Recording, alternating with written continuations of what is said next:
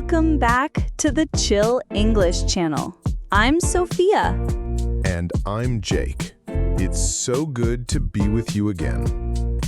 Today, we're going to talk about something many of us deal with, especially young people. That's right. Today's topic is overthinking. So, what is overthinking? Well, it's when we think too much about something. Our minds keep going in circles, and we can't stop worrying or thinking about the same thing over and over.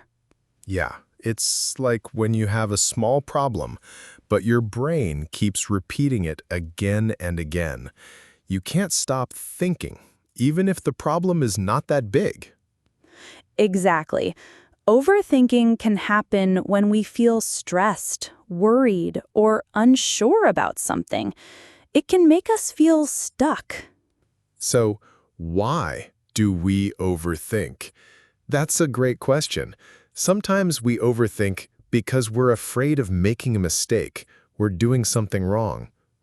Or because we don't know what's going to happen next. When life feels uncertain, our minds try to think about every possible outcome. That's true. I've done that before. Like when I didn't know the plan for the day, and my brain just kept imagining different scenarios. Same here. It's like my mind wants to be ready for everything, but it just ends up making me feel tired and anxious. Let's talk about how to recognize when we're overthinking, because knowing the signs is the first step to stopping it. Good idea. One big sign is when you keep thinking the same thoughts again and again, especially when those thoughts are not helpful. Like lying in bed thinking about something you said hours ago, wondering if it was wrong. Exactly. Another sign is when you feel worried or nervous about things you can't control or things that probably won't even happen. Overthinking can also cause physical symptoms, right? Yes, your body can feel tense, your head might hurt, or you might not sleep well.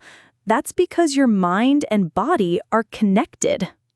And sometimes we overthink even small choices, like what to wear, what to eat, or how to answer a text. Right. It's like every little decision feels super important, even when it's not. So let's take a moment to remember, overthinking is common, but it's not helpful. It can stop us from making choices or taking action. That's why learning how to manage it is really important. And we'll get into that soon. But first, let's look at some common triggers. What actually causes us to start overthinking? Stress is a big one. When life feels overwhelming, school, work, relationships, our brains try to fix everything at once. And that makes us feel even more stressed.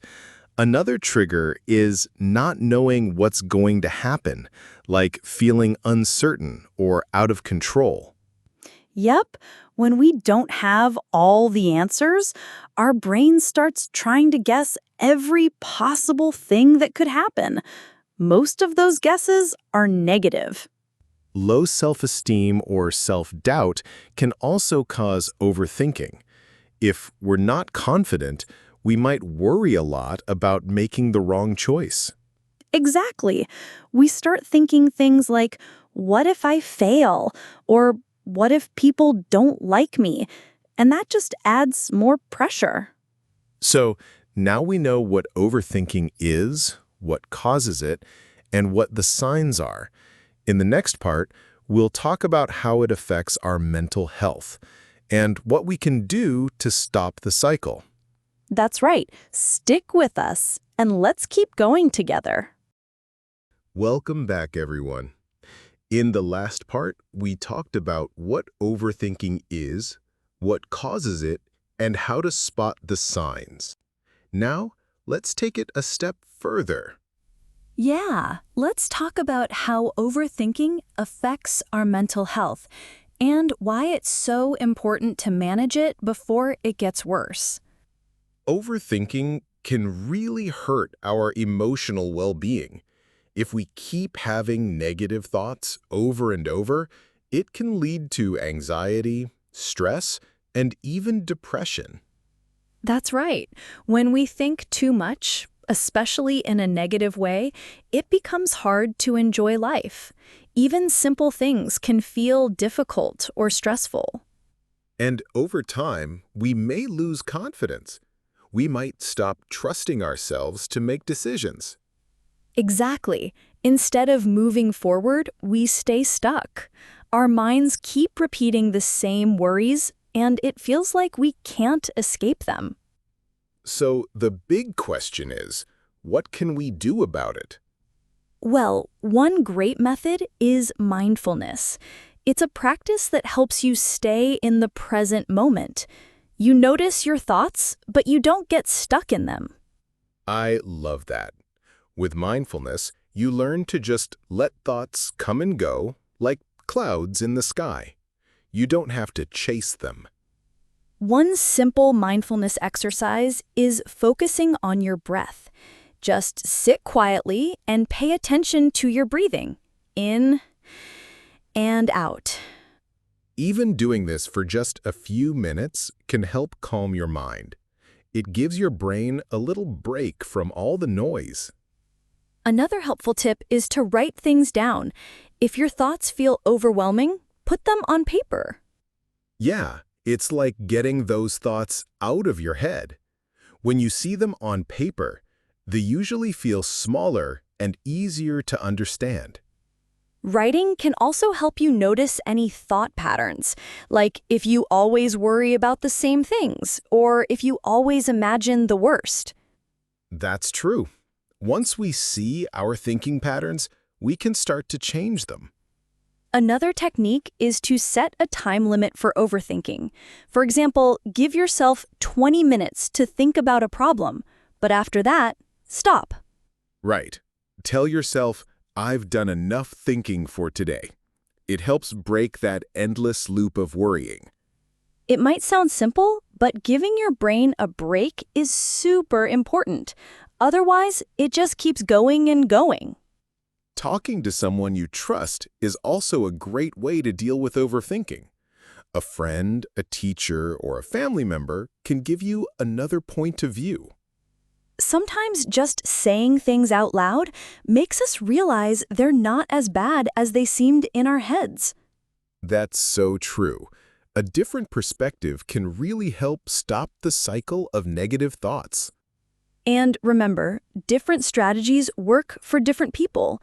Try a few and see which ones help you the most. Let's take a moment to review some helpful words from today's episode.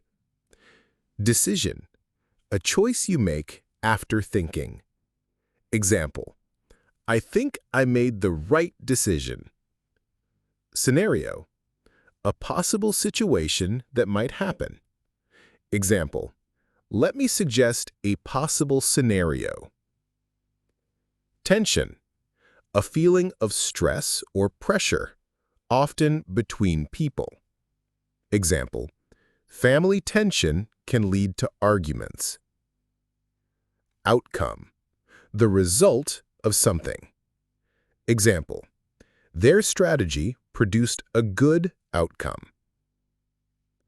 Depression, a serious medical condition where someone feels very sad and hopeless. Example, she suffered from depression after losing her job. These words are often used when we talk about thoughts and emotions, so it's great to learn them in context. Absolutely. And remember, if overthinking is making you feel anxious or unhappy, you're not alone. A lot of people go through this. The important thing is knowing that there are ways to manage it. You don't have to stay stuck in the cycle. Coming up in the final part, We'll share even more strategies, like using time management and how changing your daily habits can help reduce overthinking. We'll also explain more emotional vocabulary that can help you talk about how you feel. So stay with us. We'll be right back. Welcome back, friends. In the last part, we talked about how overthinking can hurt our mental health and some great ways to manage it, like mindfulness, writing things down, and talking to others.